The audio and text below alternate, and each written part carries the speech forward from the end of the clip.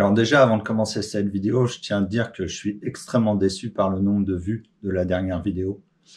Alors c'est peut-être pas de ta faute, hein, mais avoir moins de vues que le nombre d'abonnés, c'est pas normal. Donc j'imagine que c'est parce que j'ai utilisé des mots un peu vulgaires, comme bitch à de couille. Oh merde, je viens de le refaire. Je mettrai des bips. Donc dans cette vidéo, je vais faire attention à mon langage, être moins vulgaire, pour pouvoir espérer retrouver mon public et pourquoi pas aller toucher des enfants. C'est bizarre, c'est comme ça. Et deuxième chose, vous avez été nombreux à me dire que j'aurais dû changer les roulements de direction. Bon, un seul en fait, mais c'est vrai, tu as raison. J'aurais dû changer les roulements de direction. Donc on va faire ça.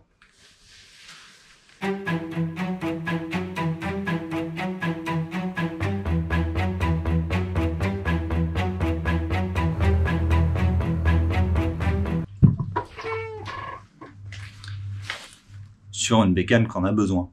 Ah oui, parce que ça coûte quand même 50 balles, hein, les roulements. 50 balles, c'est une somme.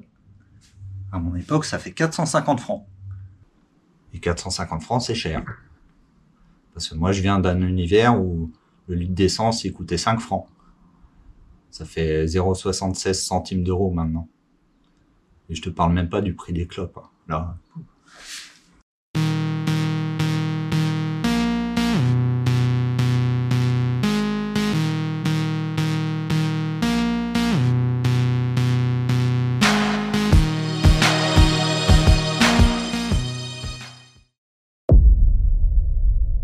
Alors, à quel moment on va être obligé de dépenser ces 50 € pour ces deux roulements?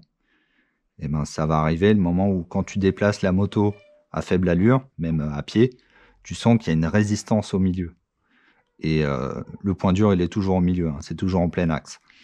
Et en fait, il y a une déformation qui s'est créée dans la cage du roulement. Et donc là, la bille ou le rouleau, il bloque dedans. Et c'est pour ça que tu as un effort à faire au centre.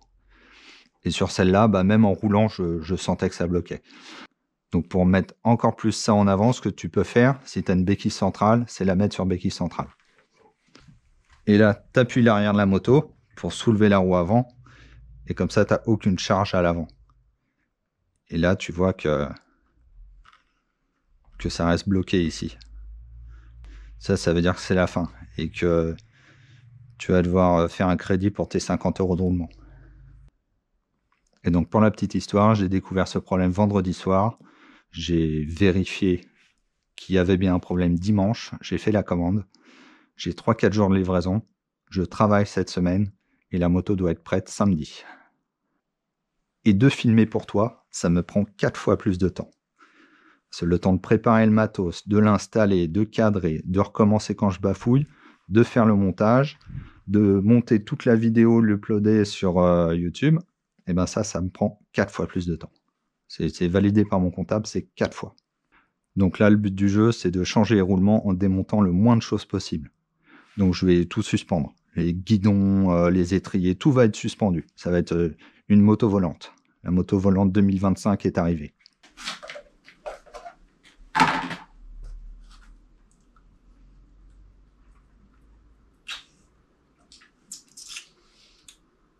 Allez, c'est parti.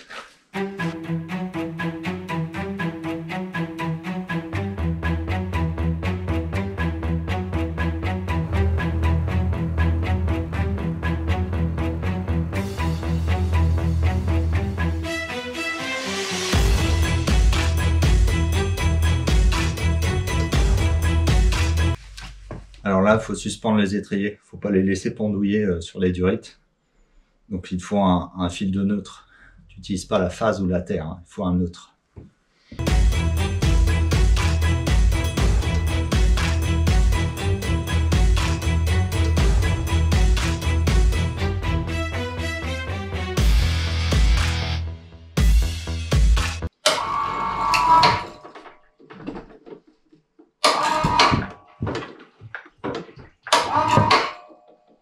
J'avais dit que je ferais la moto volante 2025.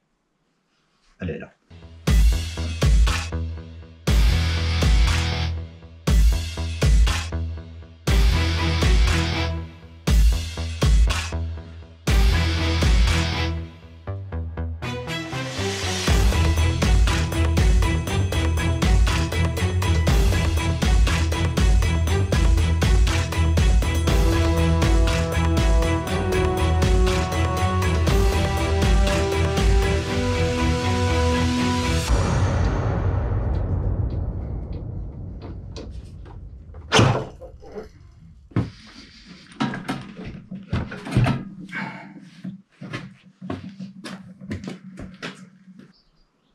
Donc là, 3 options. Soit je la descends sur la centrale et elle tient comme ça, mais je crois pas. Soit j'accroche des roues à l'arrière de la moto pour qu'elle tienne, mais je vais oublier un moment et ça va se casser la gueule. Soit je mets le vrai système sous la ligne d'échappement. Bon, on va faire ça quand même. J'ai pas envie de la faire tomber celle-là. Il est où ce truc? J'avais dit que ça deviendrait plus ou moins une chaîne pour enfants. Elle aime la mécanique. Regardez, il y a un tatouille là.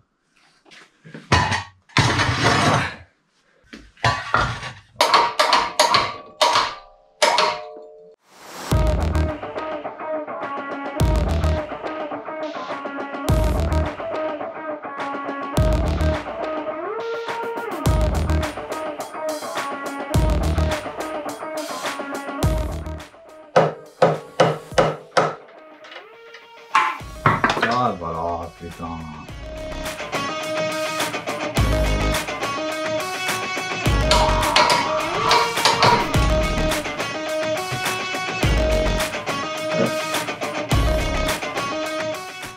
Alors là, en fait, ça servait juste à dégager l'écrou de la colonne.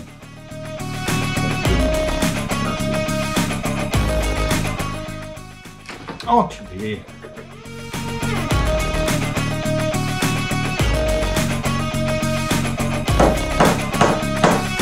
Ah bah non. Il y a d'autres trucs dessous.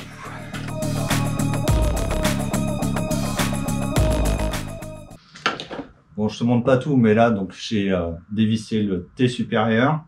En dessous, bah, comme sur le CBR, j'ai une rondelle qui bloque les 2 anneaux crénelés. Et puis après, je vais pouvoir descendre le T inférieur.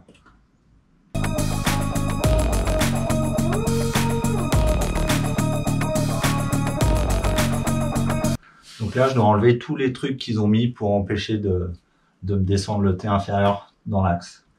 Donc c'est essentiellement les durées d'ABS et de frein.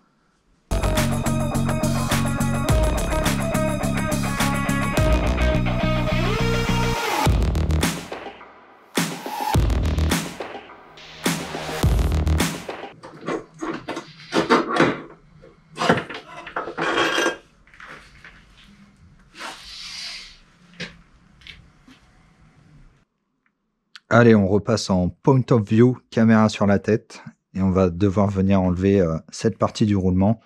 Donc c'est là que les billes viennent rouler, et donc c'est peut-être ici qu'il y a un impact et qui fait le point dur. Donc pour ça, il faut un bon outil.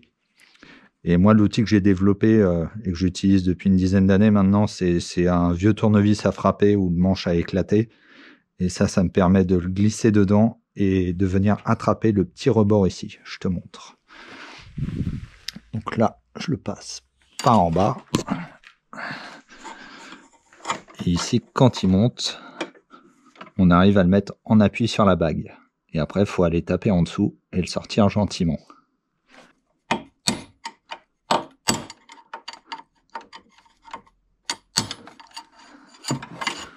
Ça va être la galère.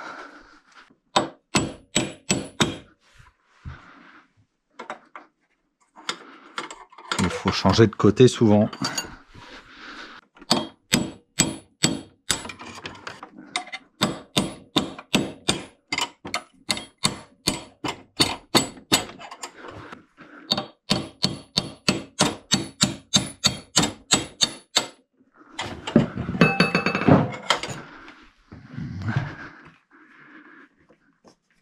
Ah, voilà.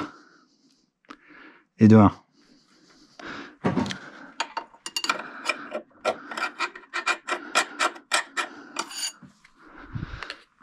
Tu sais quoi? Je pense qu'on va upgrade l'outil.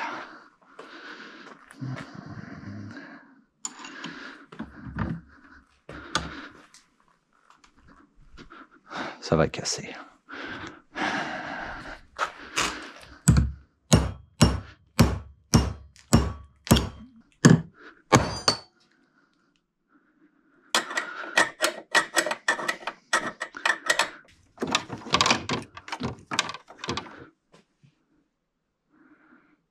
Alors là c'est chaud parce que mon outil il passe pas. Pourquoi ils font ça eux?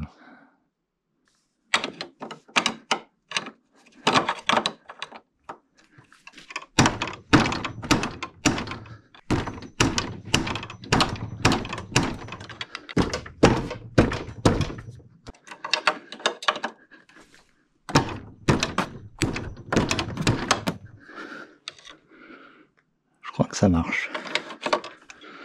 Ouais, ça marche. C'est mon nouveau meilleur outil. Je le savais un peu que t'étais un bon outil, mais...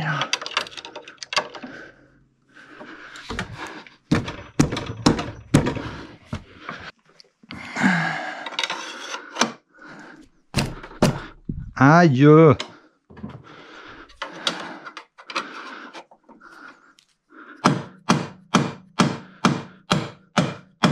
Ouh, je sens que ça vient. Oui! Ah bah non.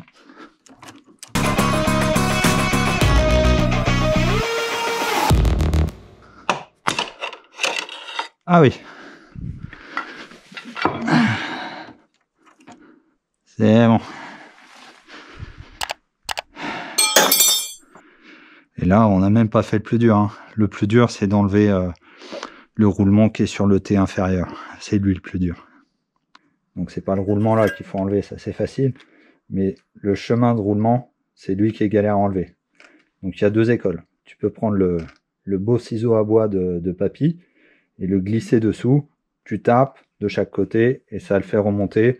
Tu flingues un peu ton T et voilà, et tu flingues le ciseau à bois de ton papy. La deuxième méthode, c'est la méthode à la disqueuse. Et vu que moi j'adore les étincelles, bah, on va utiliser celle-là.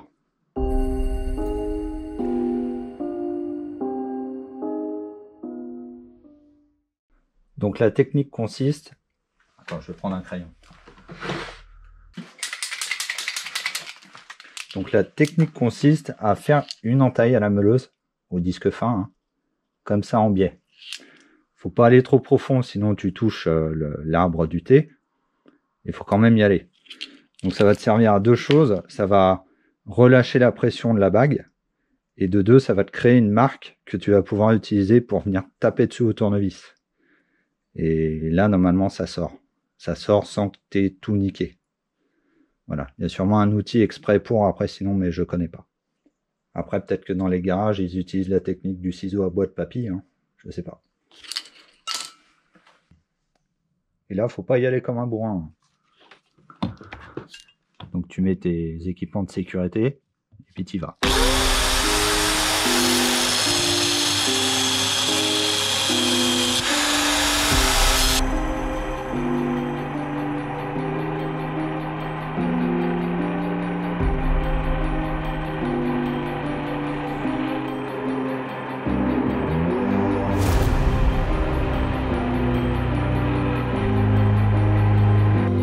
Là, tu vois, j'ai une entaille comme ça. Je vais pouvoir venir taper au tournevis comme ça.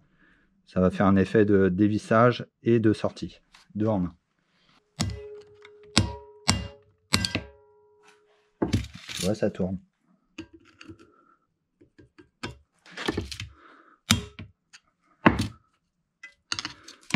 Je vais être honnête, hein, c'était plus facile que d'habitude. Ouh, j'ai fait une marque.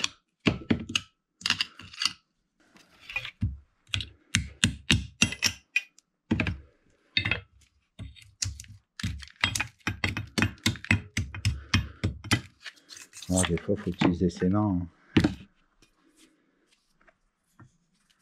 Petite marque, ça va. Ça reste dans la tolérance constructeur. Et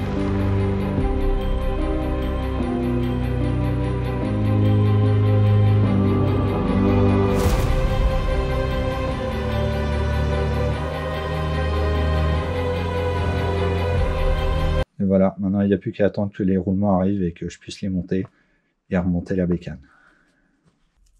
Bon, j'ai essayé de te trouver la marque sur le chemin de roulement, mais en fait, c'est une bécane qui était près du bord de mer et il y a tellement de crasse dans les roulements que ça croustille dans tous les sens. Donc, ça se trouve, un nettoyage aurait suffi à relancer la machine, mais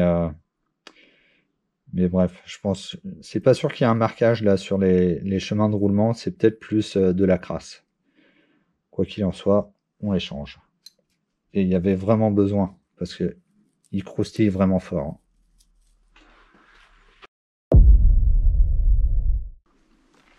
Chut. On est mercredi.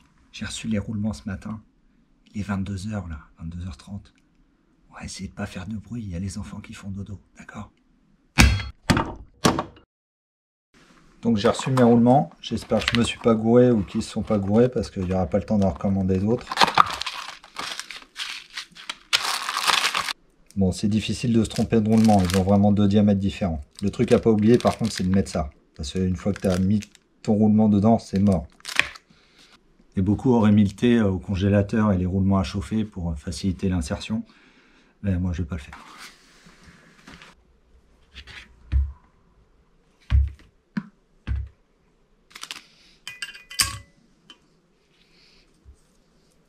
Ça se trouve, il va glisser tout seul. Hein. Non.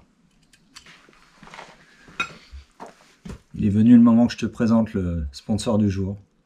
Et le sponsor du jour, c'est Cosade, le spécialiste du nuisible, qui fait des manches en diamètre intérieur 30.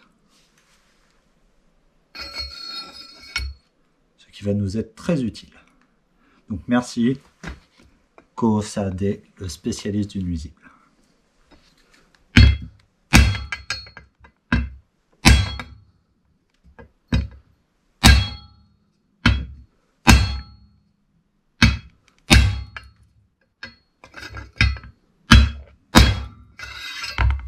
Quand le son change, c'est soit que tu as pété le thé inférieur, soit que le roulement est au bout. Donc on va commencer par mettre le chemin de roulement et on va l'insérer gentiment. Alors, gentiment, ça veut quand même dire au marteau. Hein. Tu sais quoi, ça marche pas. On va passer au papa marteau.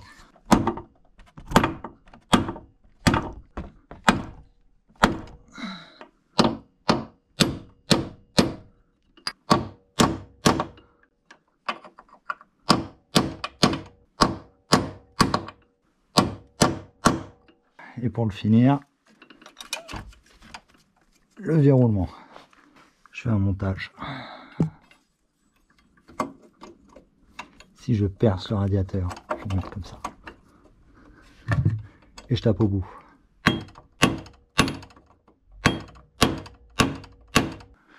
J'ai rien cassé. Enfin, je crois. Même chose en haut.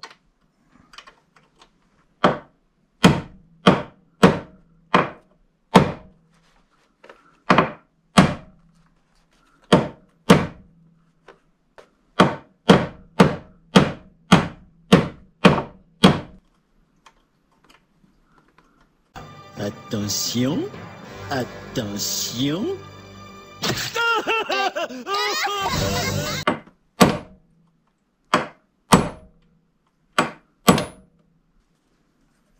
Ah, copain.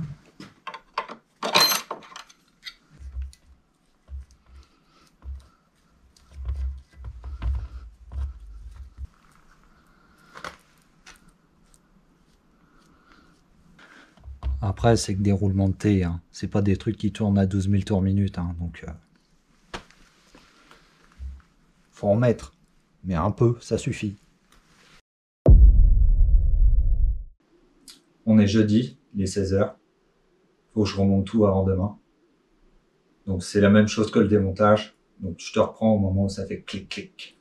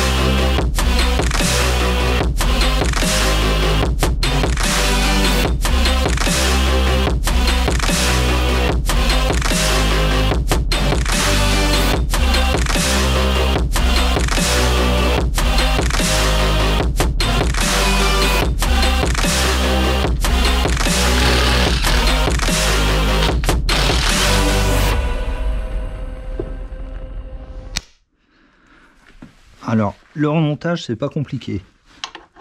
C'est la même chose que le démontage, sauf que, voilà, par exemple, au remontage, faut mettre du frein filet ou utiliser le bon couple de serrage.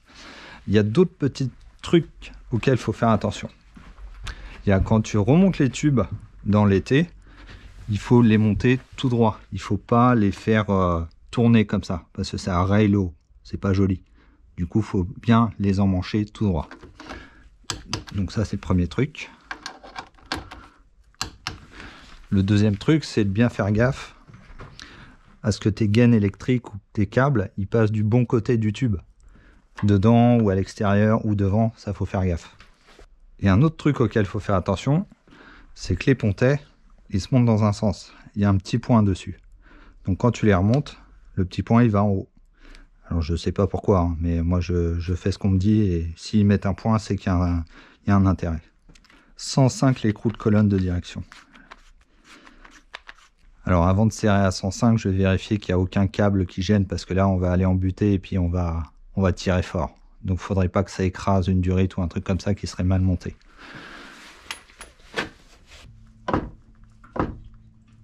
Alors évidemment, si je rip, j'éclate le réservoir.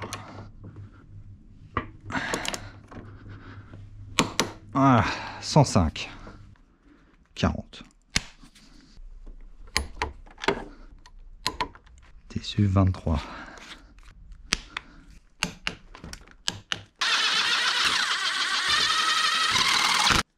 Ça, si tu cherches le nom, ça s'appelle une élingue. C'est super pratique pour accrocher une moto sur une remorque ou la suspendre en l'air. Et le serrage des pontets, tu le fais bien une fois que tu peux descendre la moto et tourner le guidon à fond. Vérifier qu'il n'y a rien qui gêne et que les commodos ne touchent pas le réservoir et que les freins ne touchent pas les rétroviseurs. Ce serait dommage. La moto est prête. Je te ferai l'outro ce soir. Et voilà, jeudi, 23 h, j'ai même une journée d'avance. Tout est remonté, j'ai vérifié 2 fois que toutes les vis étaient serrées. C'est quand même toute la direction qui est en jeu, donc il faut mieux être sûr. J'ai fait une tension de chaîne aussi tant que j'y étais. Et donc là, on a un roulement qui marche très bien. Pas de cran, pas de point dur. On va pouvoir rouler en toute sécurité. Donc c'est une opération qui n'est pas très compliquée, hein. Ça coûte 50 balles. Voilà, faut un petit peu de matos, mais pas grand chose. Tu peux te débrouiller avec des palettes, hein. Et moi, ce qui m'étonne, c'est que il y a 20 ans, il y a 20 ans, quand j'achetais ma première moto, on me disait souvent, ouais, fais gaffe, vérifie qu'il n'y ait pas de point dur dans la direction, comme si c'était un truc qui allait annuler ton achat, quoi. Le truc, non, surtout, achète pas une bécane qui a un point dur dans la direction. Il m'aura fallu 20 ans pour comprendre ça. Et donc, si tu cherchais juste un tuto pour remplacer les roulements de direction, je t'invite quand même à aller voir la chaîne YouTube. On est en train de restaurer un CBR 900 des années 90 qui a salement morflé.